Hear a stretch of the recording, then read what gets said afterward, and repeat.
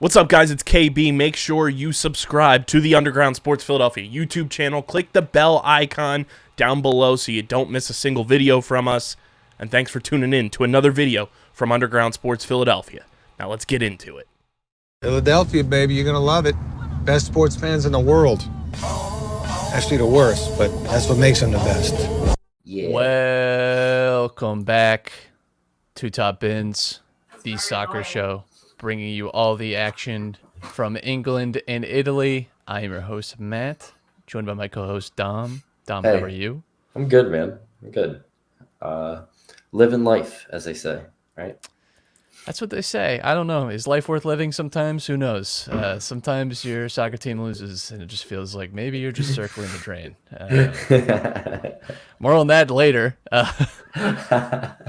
Before we get into the show, Oh, man.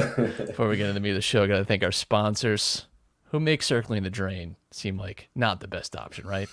This episode of Top Ends is brought to you by Beno Board. Beno is the next big tabletop game for your man cave / she shed. Think paper football meets foosball, and you've got Beno. Beno Board is a game and lifestyle brand based in Phoenix, Arizona. Beno's goal is to provide the highest quality boards and a true brand experience. Every part of the boards have been tested time and time again for the best possible playability, so that every flicker's experience is a positive one. Bring the world together with Beno and hear someone's story from the other side of the pitch. Right now, you can go to benoboard.com and use our code BENOUSP, BINHO USP, for 10% off your order, including the newly launched limited edition Ultraviolet board and Team USA and Team Mexico merch. That is code BENOUSP for 10% off your order at benoboard.com. We had some interesting games this weekend. SerieA was a little dull. England did not disappoint in terms of narrative and goals scored. So we're going to start in England. We're going to start with maybe not the marquee matchup of the weekend going into it, but certainly provided plenty of goals, plenty of things to spectate on. Newcastle United 3, Manchester City 3. Newcastle United at one point in this game 3-1 up. Really seemed like maybe they have had a history of getting good results against Manchester City, especially at St. James Park. Wild game though. I think City showed a little this defensive frailty that we saw at the last quarter of last season, where just on occasion just find these ways to concede goals in a sort of untypical City way. Nathan Ake gets injured in this game. I haven't been able to find how severe that is, but that could be obviously a concern for them because he's certainly been a big player, to start the season for them. Ruben Diaz subbed in, but I think what City did show in this game though is obviously some of those defensive issues, but it's the same old City in that within 4 minutes, they score 2 goals. It's back at 3-3, and it could have been 4-3. Erling Haaland gets a one-on-one with Nick Pope. He does very well to stop it. That's going to be a threat all season. Erling Haaland does this thing where as soon as Kevin De Bruyne gets the ball, or Bernardo Silva, Gundogan, whoever that is in the midfield for City, he just puts his head down and runs straight ahead. It's almost like just think of like the biggest wide receiver in the NFL. Just like it's just go down the field. Like he just has this thing. Go to his hand. It's like right. He just has that speed and that ability to beat pretty much any defender, and that strength to beat any defender that he knows. He doesn't have to bother making it a diagonal run. He just knows if he runs into space, the ball's going to find him, and he's going to have an opportunity, and that's going to be a problem, I think, for lots of people. I think Kevin De Bruyne was the player of the match for City because most of that comeback was stirred up by him. I mean that pass to find the Bernardo Silva on the third goal was absolutely incredible. It's just stupid how good that pass was. Nutmegs Joe Willock and takes about 4 defenders out of the play at the same time. Body wasn't even shaped up to go that way. Not even looking that way. Well, let's just cut to this, right? Because I had this at the last part, but let's just cut to this because we're already talking about the man. This has been a topic that I have tried to avoid talking about because it hurts my heart a little bit. But I think we have to have the discussion. Is he the best Premier League midfielder ever? Ever? In the Premier League era. Yeah. It's kind of hard to not... I know his career isn't over, but it's kind of hard at this point to not say Kevin De Bruyne is... I mean, he's 100% in the conversation. There's no way you can have this conversation anymore without Kevin De Bruyne being in it. I think he's in he's in Gerard Lampard's stratosphere for certain, and I He don't know. definitely is. Like, those guys were great. I grew up watching them. I have the nostalgia factor, especially heavy attached to one of those men, but it's kind of hard to debate it at this point. I just think year on year, he's won the Premier League Player of the Year 3 years running. That's an insane tally. Like, he can score goals now. He's added that a lot more recently to his game in the last 4 seasons, and we just know his assist ability is next level. I think he matched Gerard's Premier League assists with like 280 less games. Like, I don't like saying it. I don't take pleasure in saying that, but I think he might just be. He might just be the best midfielder in this era. I really do. Aside from even like the numbers, putting up, record tallies and less games and stuff, the game is evolving and obviously changing and stuff and whatnot. So, stats have been inflated a little bit. However, when you watch the guy play, it's just different. It's absolutely different. He, the way he reads and sees the game, like you said, he added the scoring aspect to all of this. And I mean, it's absolutely incredible just how good this guy is. Every single year, he's just extremely consistent. And yeah, I think, now that I think about it, if you're putting Lampard and Gerrard you would have them as the peak? I'm just starting to think Kevin De Bruyne's peak might be better. I don't know. Well, this is what I'm asking. Is that what you think the top 2 ever in the Premier League era would be? I would Kevin De Bruyne, because then I would say those 2 are the. I think those are the midfielders that every midfielder that joins the Premier League is judged against. And for me, that means they are the 2 best. I think they're very hard to separate as well. Lampard and Gerrard. Like, I think kind of take your pick. I think that Kevin De Bruyne definitely then.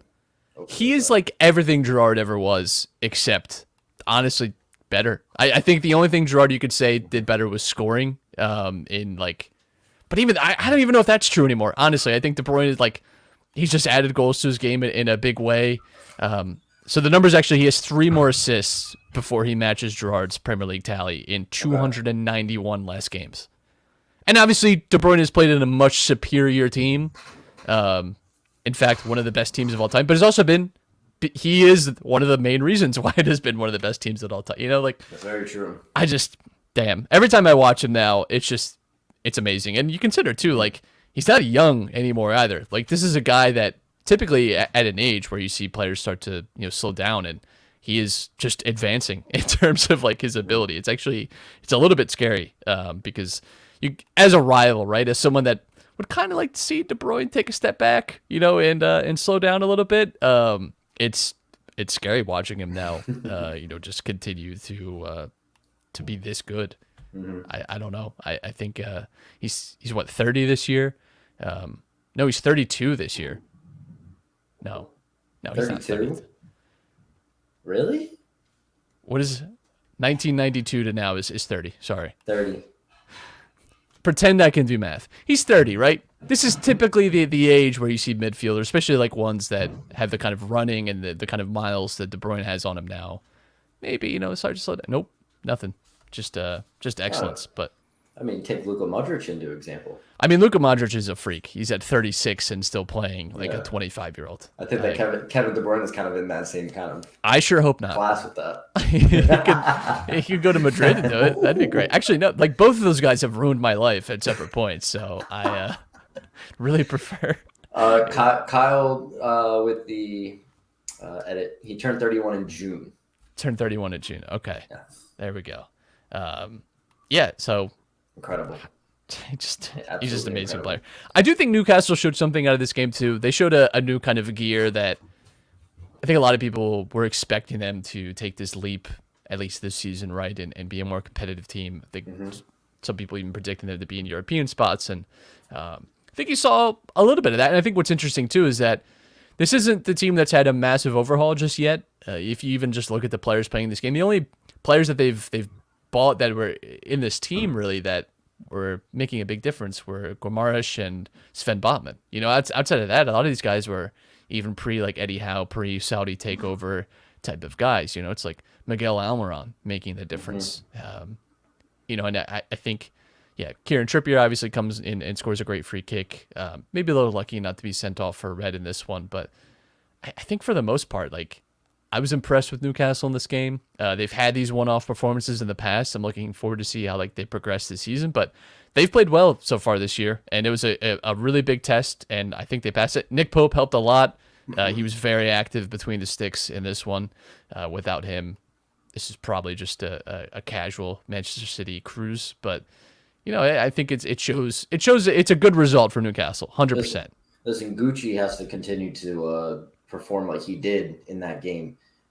Dancing on the sidelines, creating some tasty scoring opportunities for his team. I mean, Callum Wilson scored off of like a pass from him because he did all this work on the side to get into an open space and just lay it right across the line for him. It like if St. Max continues to play like this on the offensive end, they have a little bit of creativity. They're strong in the back, and like you said, Nick Pope is actually a decent Premier League keeper. He's in the upper echelon for European goalies in distribution, both in short and long passing. So, I mean, they're not, I wouldn't say that they're Champions League or European spot ready yet, but they're getting close. It's way too early, right? But if you told me right now that they finished 7th, if they were like this year's kind of West Ham, I don't know that would floor me. I would be surprised by it, but I don't think that'd be, I don't think that's out of the realm of possibility for them. All that said, it's very early in the season. A lot can change, and we'll see how this team develops. But I think it's a good performance, and that's the kind of thing you want if you're interested in Newcastle being good. And yeah, Manchester City, nothing to worry about, I don't think. I think they're still just a team that is just, in a lot of ways, just bulletproof. It's about just weathering the storm with them and hoping you manage through the game. Speaking of attempting to weather the storm, at least, Leeds 3, Chelsea 0. Those good old Yankee boys over there having a grand old time. Brenden Aaronson, homegrown, at least from where we grow, getting his first goal in the Premier League, stealing it off Edouard Mendy's foot, tapping it home. You hate to see it. Real Kepa moment right there. Rodrigo as well, starting the season very strong for Leeds, 3 goals and assist to his name this season. Patrick Bamford, who I think is the question now. I was a little worried for them when Patrick Bamford gets injured, right? Because that's a guy that for them at the time. You think that's a guy that's going to be scoring a lot of these goals. That has not looked a problem for them. Chelsea, this was yikes, total stinky performance here. Totally unbalanced midfield. N'Golo Kante is injured again. Thomas Tuchel said it's going to be weeks. We'll see. You had Jorginho and Conor Gallagher as a double pivot in the midfield. Yikes. We had talked about Conor Gallagher in one of our highlight shows coming into the season, and I felt like he was more of a Mason Mount type of player in that he's much better playing in the final third, kind of having a more free role. One of my biggest concerns for him was the way Chelsea play in the midfield is typically like this kind of double pivot or a 3-man midfield where there's a lot more responsibility on you to be a better passer, a better dribbler. Those are aspects of Conor Gallagher's game that right now he hasn't really shown a great ability at. I think you saw that in this game, struggled quite a bit on the ball. Jorginho just he's a good midfielder, but I just did not seem to fit for this game, and I think Leeds just really figured out that he was just a little too slow on the day and overwhelmed him. Our boy Kalidou Koulibaly picking up a red card. It's boneheaded decision. You're already 3-0 down. You're on a yellow. He only got a yellow card for doing the same exact thing. And you take a very dumb yellow with like 5 minutes left in the game. You're not making it back in anyway. And now we'll miss the next match. Very uncharacteristic mistake from him. And listen, all I'll say is this. If this is Abramovich era, if Abramovich is still around, we're talking about Tuchel's job. We 100% are. It's not fair. Yeah. But people are having that discussion. I think he's bought himself some more time, though. But it is going to be interesting to see how they progress through this, because it's interesting. This is more the Chelsea team that I thought we were going to get this season. But then you get like a lukewarm performance game 1 against Everton, and you think, whatever, Everton are just not that good of a team. They kind of sleepwalk their way through it, get a 1-0 victory, fine. They looked very good against Spurs, unlucky to not get the win. And, all right, here's this Chelsea team that maybe I was a little wrong about them. This is where we see, the good performances and the good attitude. And this game was just all over the place. Leeds just completely just pressed them out of their socks this entire game. So often just completely unable to work themselves out of tight spaces. And Leeds were very aggressive. Sometimes with teams that press, you see them get through like that first wave of pressing and then might back off a little bit. Leeds were going like 3 and 4 bites at the ball. And we're containing Chelsea a lot into their final third. And there was even a moment in the match where the commentators were talking about how it really felt like a mistake was coming for Chelsea. This was about 20 minutes before Mendy has his mistake leading to Brenden Aaronson's goal, and it really did feel that way. It felt like for pretty much the entire first half, you were just waiting on a Chelsea defender or Mendy to make a mistake, and then it happened because just the amount of pressure Leeds are putting on them. Got to give a lot of credit to the stadium as well, because especially once that first goal goes in, I mean, you're just up against it in such a brutal way. I think Jesse Marsch earned some respect for this too. I think the biggest issue is that people could not separate Bielsa's Leeds from last season with Jesse Marsch and the way Leeds look after that. And people too often we're giving Marsch the negative credit for how Leeds performed last season. We're attaching like those bad 6-0, 7-0 losses to Marsch somehow. And I think that was really unfair. And I think not that this is like, here it is, he's the best, let's move on. But this was a great performance by a team that, frankly, was up against it, against a very good Chelsea team, and just completely dominated them. This wasn't even a fluke win. Like, it just completely dominated them. So I think Jesse Marsch deserves a lot of credit for this, and has for a while. But I think maybe this makes people realize he's actually just a good manager. Who knew? I think that you're also starting to see the skeleton of what Jesse Marsch wants with his team. He has some, decent players in a lot of different positions. I mean, if you're looking up top, right, you've got Rodrigo, you've got Brenden Aaronson. I think they lined up. They played a 4-2-3-1 all game just about, right? Yeah. So, you've got Brenden Aaronson at the center attacking mid, Daniel James and Harrison on the wings. That's not that bad. And then Tyler Adams at one of the two pivots. And then is it Meslier? Meslier. He's not that bad. I don't know what it is about French keepers in the Premier League, but he's kind of got it. He's young too. I think he's only 22, he's so really he's a keeper that's definitely going to just kind of grow and progress. And it already has. And they're pressing too. You're seeing this life out of them that you didn't see when Bielsa was there, and they're going to catch a couple teams. There's definitely an improvement from what we saw the first half of last season with Bielsa in charge. So, I'd look out for them. Brenden Aaronson, not only got that goal from pressing so well, but the third goal, he had the pass leading up to the assist. So he set Rodrigo up so he could pass the ball across. They're playing very well right now.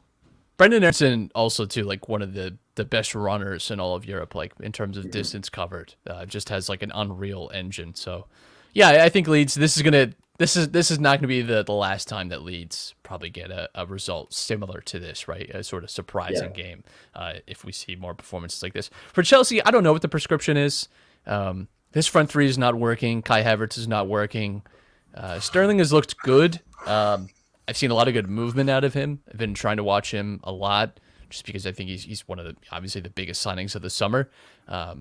Cucurella had like 2 very good opportunities to score in this game where he received the ball, like 16 yards out with plenty of space and time to shoot, and just missed the net completely. I think maybe on another day Chelsea get a goal at 2-1 or something and they find their way back in this, but it all went against them in this one, and that's just how it goes. Ruben Loftus-Cheek at right back, bizarre. I know he tried that before against Spurs and it worked well, but bizarre. Reece James at center back just feels like you're wasting all the good parts of Reece James. And we know that they're obviously interested in a lot of different signings. They're trying to get Anthony Gordon for like $60 million. That seems outrageous.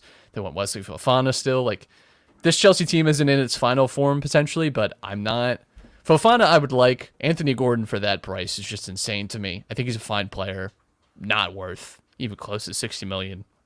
And I think if you're going to be playing Conor Gallagher, you have to be putting him in a much better position to succeed, because I don't think putting him as one of the pivots is the spot for him at all. I'm really dreading moving on to our next one, because this one sucks. Manchester United 2, Liverpool 1. Oh, God. Liverpool's first loss in the league since December of 2021.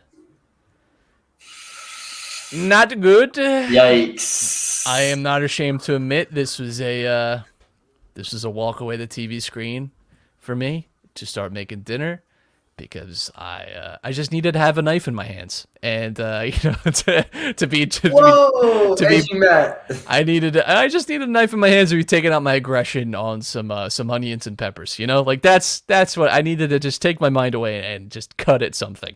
Getting edgy here. Oh, man. Liverpool were completely uninspiring in this game, which is very frustrating to watch. I don't even think Manchester United were particularly good. I really I did not think this was like the turning of the corner for Erik ten Hag and United here. I just think they made 2 very good goals, right? But outside of that, Liverpool controlled a lot of this game still, had a lot of possession. Last 15 minutes of the first half, it really felt like Liverpool could have found a goal. They almost did. Bruno Fernandes almost clears it into the net. Somehow Lisandro Martinez catches it in his armpit and deflects out. But just a very uninspiring Liverpool performance. Virgil I talked about this coming into the game, but it's not so quiet anymore. But quietly, Liverpool were having a pretty serious injury crisis. Here are the players currently out for them. Mm-hmm. And these are all there's a few other ancillary guys that are out, but these are regular starters, frankly, or guys that if they're fit are first options off the bench. Konate, Matip, Naby Keita, Curtis Jones, Thiago, Alex Oxlade-Chamberlain, Diogo Jota. Darwin Núñez was suspended for this game and 2 more games now. That's almost a starting 11. That is not an excuse, but I do think that has maybe been lost in the context of all this. Is our midfield sucked because we have 4 midfielders currently injured. I don't, it's playing Milner still is a worry.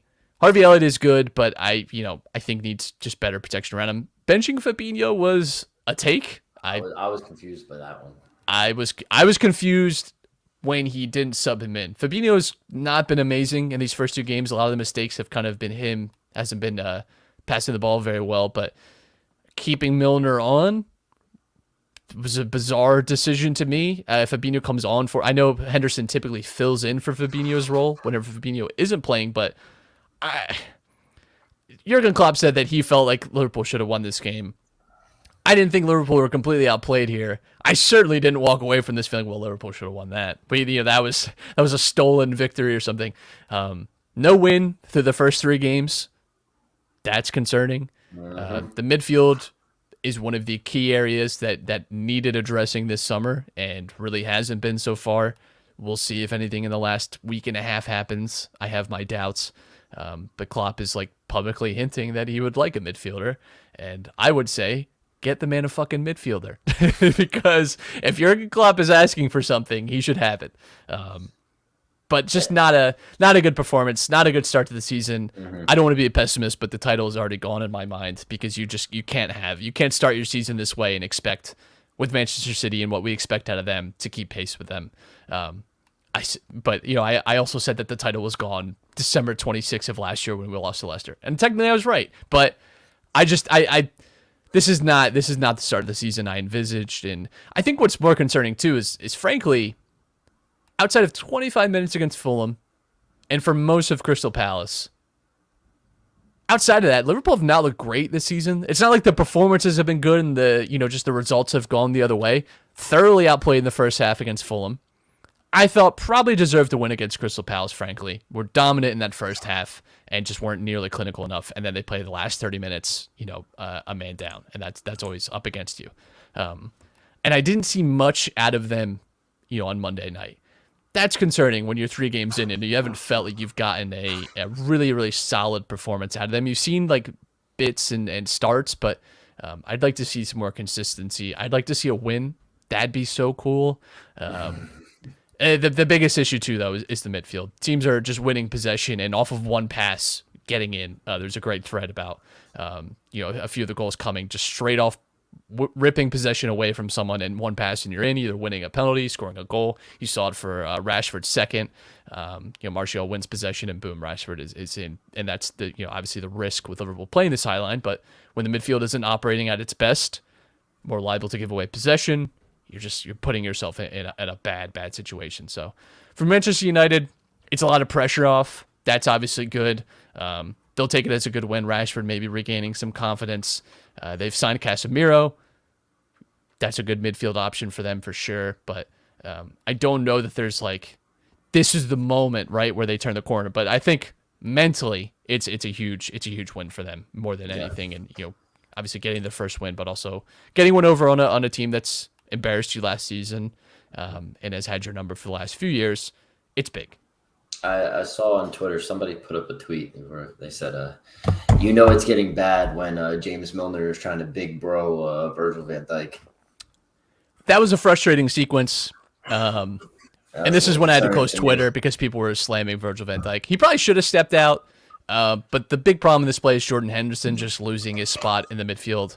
Milner goes to ground to try and block Jadon Sancho, gets dusted for it. And Virgil van Dijk is doing what a defender should do, by the way. You're not doing anything by closing down space, actually. If anything, he's screening his goalie for that. You're supposed to position yourself just in front of the ball and trust that Alisson can make, because really you're taking away half of the goal when you put your body there and hoping that Alisson can get it. But it was, what are you gonna do? I just think people are taking slow-mo video to dunk on Virgil, and it's weird behavior personally. Well, that was gonna get to the second point I was gonna say was, look, Manchester United won a game. Their Twitter fans are going rampant. The rats are back. The rats are all back. I mean, I was seeing infographics saying that Lisandro Martinez has not lost an aerial duel this season yet. Neither has Papa Smurf, but we're not bragging about it. We're seeing all the we're back. Oh my God, they're playing great football. This is Ten Hag. Calma.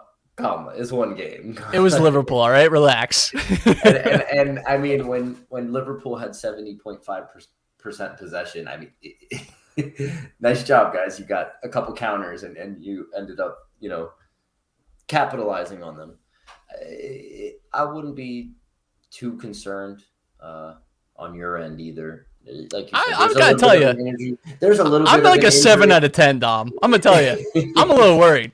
Because how long are most of these injured players out for right now? Extensive time. Thiago's out for another month. Jota, it's not totally clear. It's a hamstring injury. It could be another 3 weeks. Matip, it's a mystery injury. That could mean 3 months for him. Konate is another few weeks. Naby Keita is a mystery injury. It popped up the day of the game. Found out he got injured in training the day before. Curtis Jones, I think, is working his way back. Should be back soon. Oxlade-Chamberlain's out till the winter.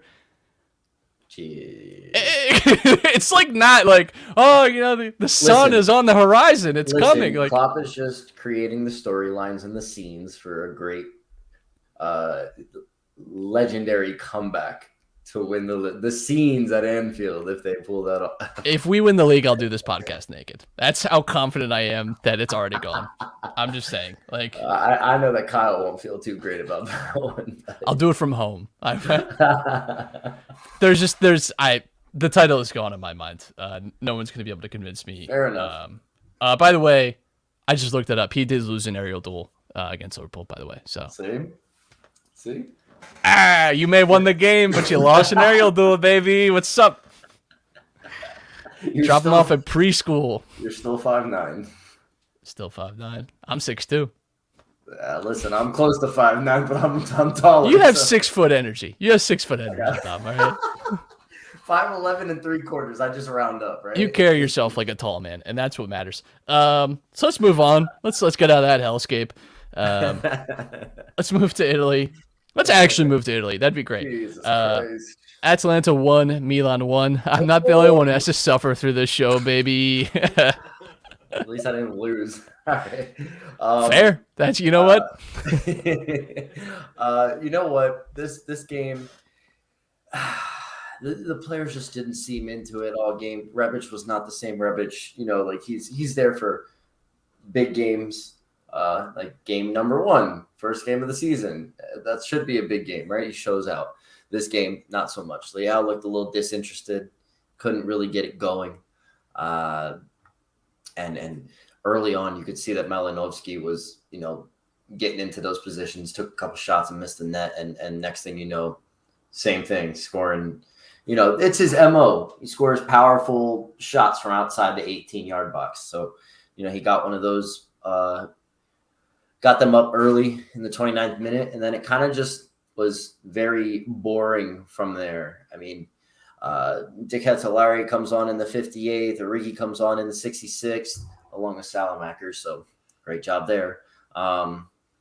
It leads to Benacer getting a goal, though. Salamaker chases a ball that looks like it's going out for a corner. Passes it to Benacer. Beautiful cut. Did you happen to see the goal? Either one of these goal? goals. Both Great. of these goals were great. But both goals were great. Benacer's was nice. Yes, off the post and in. But from there, like Milan didn't look for like De Ketelaere to get involved too much. They were trying to still go down the wings with Leao off.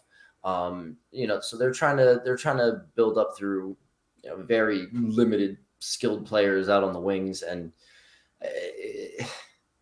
I don't know. It was just by the 70th minute, I kind of checked out as well. I was like, yeah, this is either a loss or a draw. This is not going well. I think this is symptomatic of Milan's early season troubles, in that the midfield is still a question mark. That right sort of attacker is still a question mark. Macias, I think you mentioned, really should have played it back across Tonali. It was wide open. I don't remember what minute that was in the game, but that was a huge flashpoint where you score that and maybe Milan are cruising in this one. But the midfield is still a little bit of a question mark for me. I'm not too worried about like creation and scoring. I think they'll figure it out. I would like Rafa Leao to maybe stop taking shots from 20 yards out. I think he has the ability to be more creative, and we've seen him score and be pivotal for this team. I'm pretty sure it was this game. He took a shot instead of squaring it across goal. And you're going to have that with Leao. He's gonna have some moments, I think, and that type of player, like the very creative flair type of player, you're going to have to let him like just cook a few times. Luis Diaz will do it a few times for Liverpool. Yeah. We've seen Salah do it. Like, you kind of just have to let them release that energy sometimes and take those maybe like lower value shots. You have to kind of live with it in a way. But I think it's a little frustrating when you're chasing a game 1-0 down and he's taking these shots and he has probably better options around him. I think some of that too is he's used to having to carry this Milan team. He had to do it so often last season that I think that's where that struggle is for him.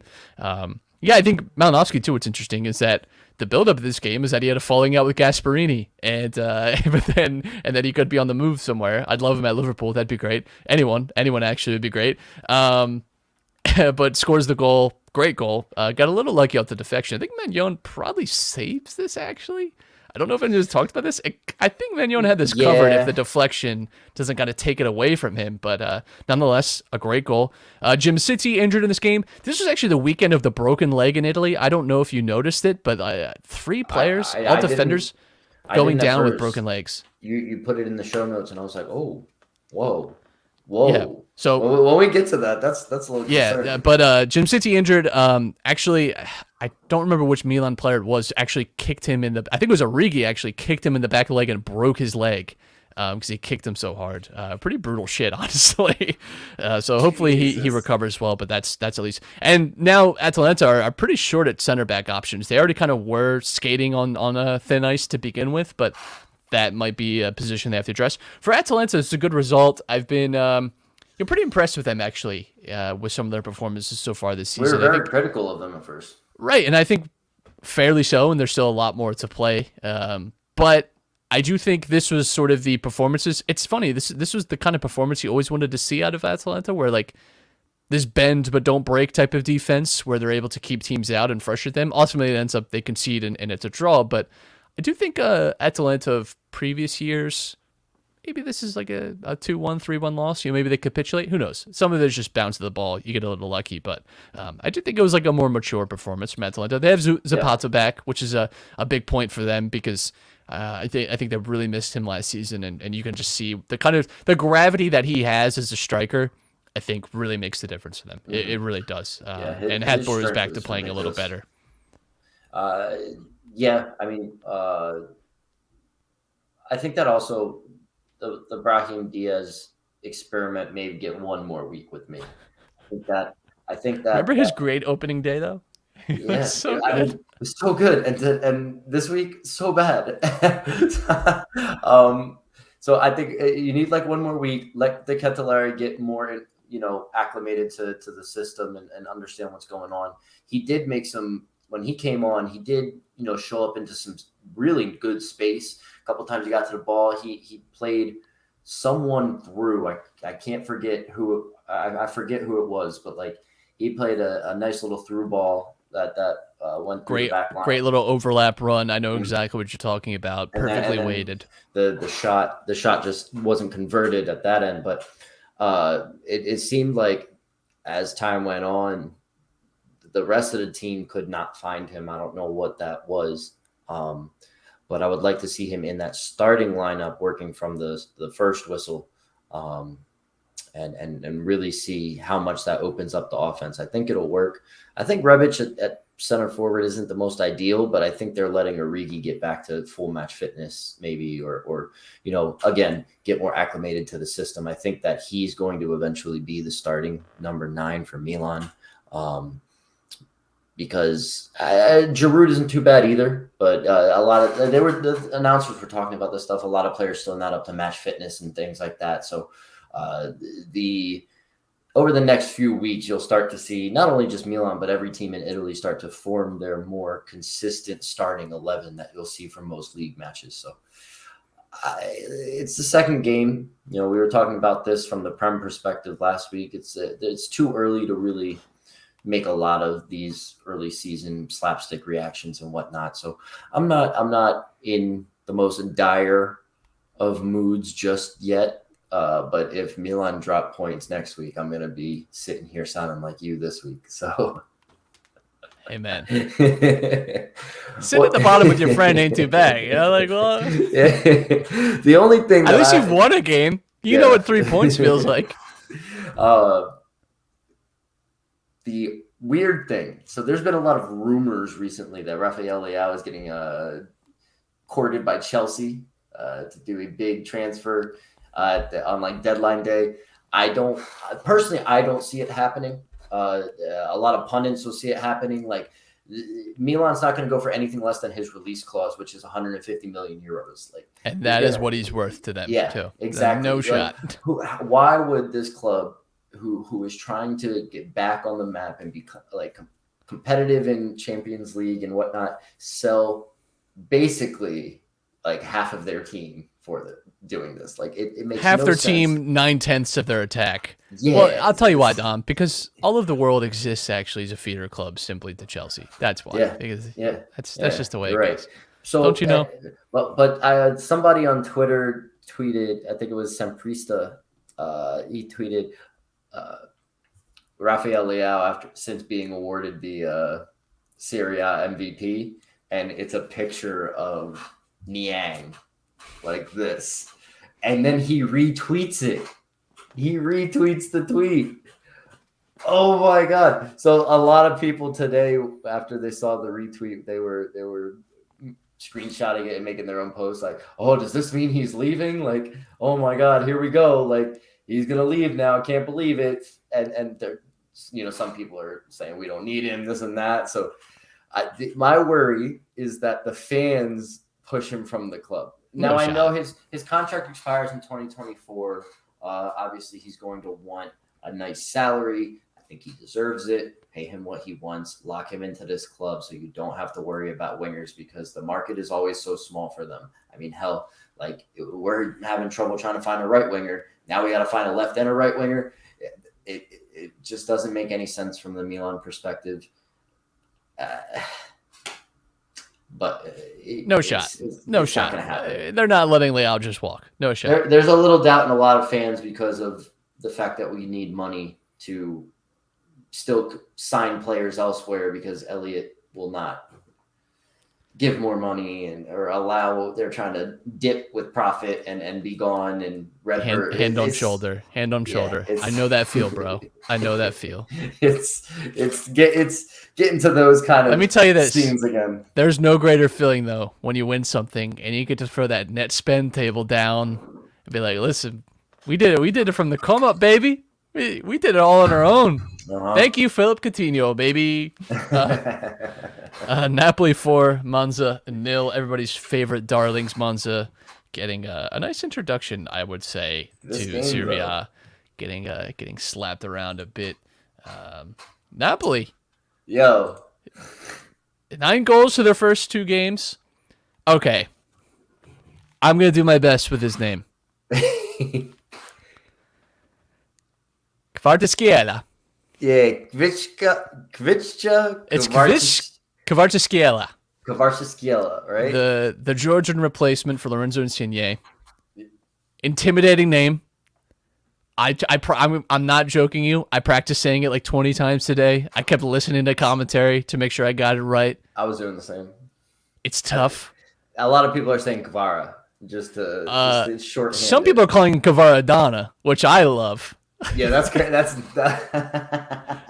because it makes things a little simpler on me. 4 goals in his first 2 games. I don't want to ring any alarm bells. That's already halfway to Lorenzo Insigne's total from last season, so he's already making up the numbers for sure. Victor Osimhen. And he has an assist to his name, too. Assist as well. Victor Osimhen, gunman as well so far this year. He's looked bright. I did not expect this out of Napoli. And to be fair, when we made our season predictions, it was before Kvaradona. I think we had even seen him play yet.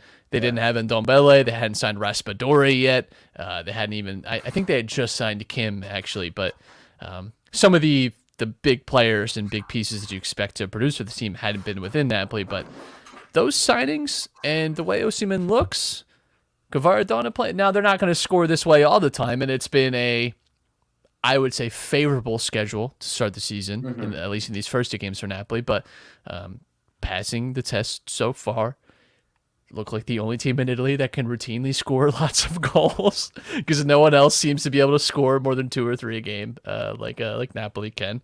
But I was impressed. I was really impressed with them and equally disturbed for Monza, actually. The thing about having games like this in a rather easy schedule, it gives players like Kvaradona to gain that type of confidence, within the league. Look, now I've got 2 games under my belt in SerieA. I've got 4 goals and an assist in these 2 games. I'm feeling confident. So when they do go into games against tougher opponents, he's going to show out for them. I mean, this is one hell of a signing to replace Insigne. I don't think anybody saw this coming. And Kim Min-jae is impressed as well. He's a threat on corners, and I think that Napoli have now increased, their corner threats because not only Kim is in there, but Osimhen is always a threat in the air, and they're showing out. Once Raspadori is able to come in, and once Ndombele gets to match fitness, you could see them maybe run a double pivot with like Ndombele and Zielinski, Raspadori, and behind. It's what worries me about your sentence when you said when Ndombele gets to match fitness? Yo, that's where you lost me. You had me Vince McMahon mean all the way up until Ndombele up to match fitness. Then I fell over.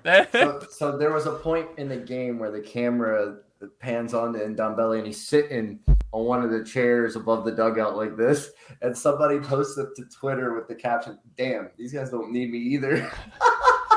All I'll say is, for a guy that's struggling with his fitness, to Italy, already tough, great food country, obviously, to Naples of all places. I think the only respite is that it's maybe a little more seafood heavy, which is at least a little better for you, right? But I don't know, man. Get you. that pizza will get you. That's for damn sure. But Monza, they lose Ranocchia in this game as well. Another broken leg. Which one? Andrea Ranocchia injured. It was funny. Not funny, but Not really. the other Ranocchia got subbed like a few minutes later. But yeah, Ranocchia out with a broken leg now. That'll, again, be a few months recovery. His career's done. I don't know if his career's done. I mean, like 3 or 4 months out, you can definitely. It's not a ligament or a muscle, which is kind of a bone. As bad as it sounds, is almost better to break because once it's healed, you're kind of just good. You're good to go. Muscles, there's always the chance for re-injury, it not healing correctly. You get like muscle imbalances in your butt. Like there's just, I feel like so much more worse things that can go wrong. So many smaller things that can happen to you with a muscle injury, but not an inspiring start from Monza. Everybody's, again, darlings coming into the season. Also not the best start either. Torino, Napoli in your first games, not the best. But it doesn't really brighten up for them. They have Udinese, Roma, Atalanta, and their next 3. And then Lecce, Juventus. So 2 relegation teams after that, which is nice. For what it's worth, Monza could have had a goal as well if Andrea Petagna didn't decide to be the big like bodied bully that he always is and like pushes. Who was it? He pushed Romani right into Kim and gets up for the header and just taps it in. I was like, come on. That big, beautiful bastard. There's just not much going on up there. Oh my God. He is might mix right personified. Like he's just big as shit, and that's it. Yeah, I'm not only a stan of this guy, but a Zuri fan Phil is as well. So when it happened, he was like, "Oh, of course, it just had to be Petagna," and then he was like, "Oh, Petagna doing Petagna things." Like that's a good thing. There were 4 0-0 games this weekend in SerieA. Oh my God. Not the best showing this weekend, I'll say. Calcio, there it is. Roma got a crucial 1-0 win against Cremonese. Chris Smalling getting the goal. And in Roma news, Gino Wijnaldum also suffered a broken leg in training. He's going to be out again between 4 and 6 months is looking like his timeline. Obviously sucks because, we're not going to see him play for Roma for, half the season to this point. And then he's also going to miss the World Cup. He was already sort of on the fringes of the squad for the Dutch national team, but obviously rules him out of there. That's just super frustrating, but yeah, it's just a tough weekend, I think, overall for Serie A in terms of injuries, and the games, the performances, not their best. I watched about 4 different games, and each one I was like, damn, this could be better. I feel like this could, I don't know what it is. I don't know if it was maybe the season being back, like a week or 2 earlier than typical. I don't know if it's the heat. They were getting like lots of they're getting drink breaks mandated until the end of August. But not our best calcio this weekend. I'll say that much. Thank God for Napoli for kind of and honestly Inter Milan too. I know you don't want to hear that, but they were entertaining us this weekend at least. Little more news to round up. We already mentioned Casemiro to United. I think it's interesting. He's kind of the midfielder that they've needed, the more like destructive type, gonna like win possession back, help recycle the ball, break up play. Not a great passer, not terrible either, like above average, I would say. Certainly better than Scott McTominay. That much is true. I think it's hilarious that they got like one of the ideal Paul Pogba co-midfielders after they lose Paul Pogba. He would also be great if they do get Frankie de Jong. Casemiro would be a very good partner with him. But yeah, I think that's going to be a signing that could look good for Manchester United. Zaniolo injured. He got injured in the game, fell on his shoulder. Tough. It's just a tough break for this guy. He's out for about 3 weeks with a bad shoulder injury. Final thing to talk about, Dom. The Champions League draw is on this Thursday. So we will know the groups by this time next week. Milan are a pot 1 team, of course, because they won Serie A. So, they could get a Liverpool pot 2. Yeah, Dom, they're pot 2 because they didn't win the league of the Champions League. What else you want to say, huh? No, I'm just anything else to rub in? No, you forgot to slip your mind? I'm thinking about a potential rematch of last year. It could. And you know what? I would back you guys this time because as depleted as your midfield is, I don't know. But I'm excited. I'm excited to have. I love the draw. I love going on the simulator websites and like doing the Champions League draws. I thought it might be fun to maybe just look at some odds, and maybe just maybe just see if we could draw something out. Manchester City are the favorites before we even see the groups at plus 275. The group stage, frankly, we know that it's really about the knockouts, but the group stage is still exciting. One thing to note, the group stage is a lot sooner and a lot more regular this year because of the World Cup. So you're starting through September into October, and it's wrapping up like by that time. Normally it goes all the way till December, we're used to, but I think it's like the 6 match weeks are going to be played over 8 weeks. So, Champions League every week pretty much all throughout the fall, which is in a way going to be kind of nice. Manchester City are the favorites at plus 275. They pretty much always are the favorites coming into the competition, usually into the knockout stages as well. You're always going to find Manchester City as a favorite. Paris Saint-Germain at plus 550. Interesting because they've had some questions around Mbappe's mentality around the team. In that first showing where they struggled, but then they absolutely drummed the team they put. Lille actually. Yeah, they not a slouch team. Of course, Lille have sold their top players over the last few years, but it's still a few of them too. PSG. yeah. But I mean, God, especially I don't think 550s. Yeah, it was 7-1, I believe. Yeah, well, that they scored in the first minute. Messi found Mbappe over the top. That has been one of my favorite developments. Incredible. Has been the kickoff goal. This has been a tactic over the last 6-7 months. You've seen this in Europe where teams are creating this simple set piece off of kickoff to get a good shot creating action at the end of it. Mm-hmm. And you saw it lead to a goal there. But that type of kickoff is hard to defend against. And teams are always looking for those margins. People made fun of Liverpool and these other teams when they hired throw-in coaches. Well, it worked out well for them because it's leading to goals. Same type of thing. You have to look anywhere you can gain an edge. If it's through kickoffs, whatever. Remember we used to abuse that when we played FIFA back in the day? I mean, it's a kickoff glitch in real life, which is just, it really is. People were always complaining it wasn't realistic. There you go, you idiots. Touch grass. Liverpool at plus 550. Who knows? Bayern Munich at plus 650. I could put money on that. I could put money on that as well.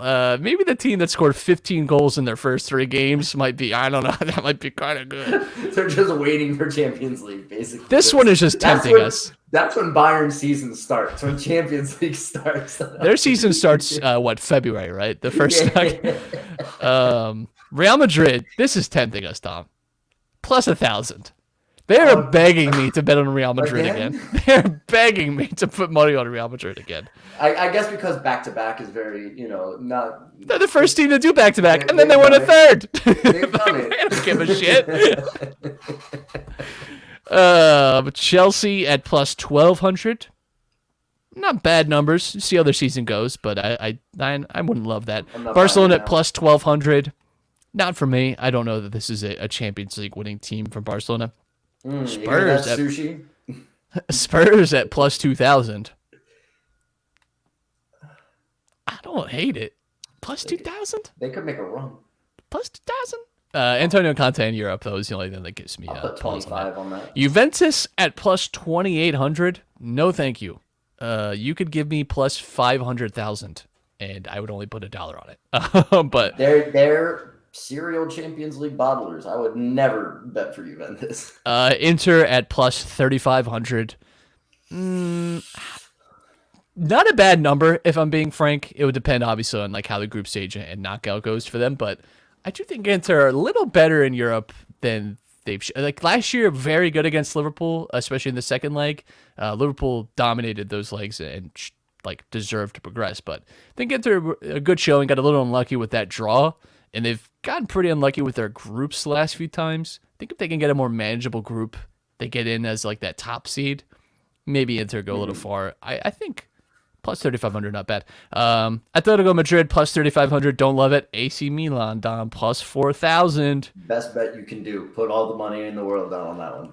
They do have heritage, as they say. Heritage, yeah. If you want to burn some money, Shakhtar Donetsk at plus 50,000. Listen, I'll say this about Milan.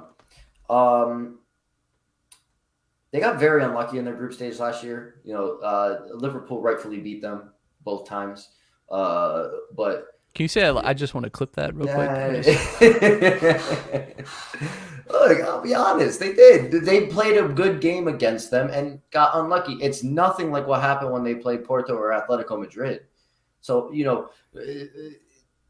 both of those teams got out lucky with extra points from those games because of, whatever happened in each of those matches. But that heritage is still kind of there, that they could, get themselves into the knockout rounds, and then anything is possible. So I could maybe buy in, but there's other teams that I would definitely put money down over that. Like, I may put money on Milan just because that's what it is, and then I'd probably put money on Bayern just because they're just absolutely, like we said, their season starts somewhat. Their preseason is the group stage, and then the knockout stage comes around. Now their season's really happening because Bundesliga ain't nothing for them, not this year. So not many years. I did a group simulator. Milan is in a group with Bayern, Leverkusen, Atletico Madrid, and Victoria Plzen. And then where's Liverpool? Liverpool, you guys got Benfica, Celtic, and Ajax. Fucking take it. Dom, I pray that's the real one. Right, yeah. And then the rest of the playoff round winners will be in the pot 4. Rangers or PSV, Trabzonspor, and Copenhagen, and then Bodo Glimt and Dinamo Zagreb. I would love Bodo Glimt to get back into the Champions League. I'd like to see that.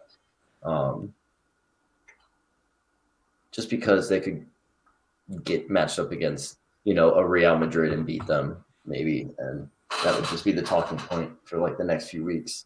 Questioning Madrid and it happened last year with the Sheriff Tiraspol. Shall we not forget? I am also running a simulation just because I love doing this shit and I have a diseased brain.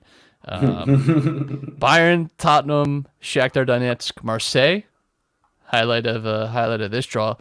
Paris Saint-Germain, Barcelona, Leverkusen, Celtic. Celtic just can't get away from Barcelona in groups. Not even in my run. You're gonna love this one. Milan, Liverpool, Dortmund, Victoria Plzen. Like that. Nah. Real Madrid, Juventus, Benfica, Rangers. Okay. I like it. Frankfurt, Chelsea, Sporting Club de Portugal, and Halta. Not bad at all. I've got a couple interesting groups in the rest of mine. Group 1 is Real Madrid, one of the 3 playoff teams, Dortmund, and Chelsea. That could be probably the group of death of mine. Bayern are in a group with Tottenham and Sporting. Marseille, City, Napoli, Sevilla is a tasty group. Barcelona and Inter are in the same group with me as well. Juve and PSG are in the other one with Salzburg.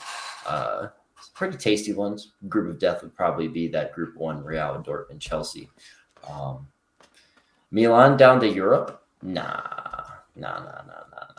I think Milan especially being pot 1, takes away some of those really, really tough. Yeah, I do think that they'll probably end up in Europa League and make a run. Listen, I'm okay with that. If they're able to make a deep run in Europe, if they do not make anything is better than getting completely kicked out of Europe because you finished last, like last year.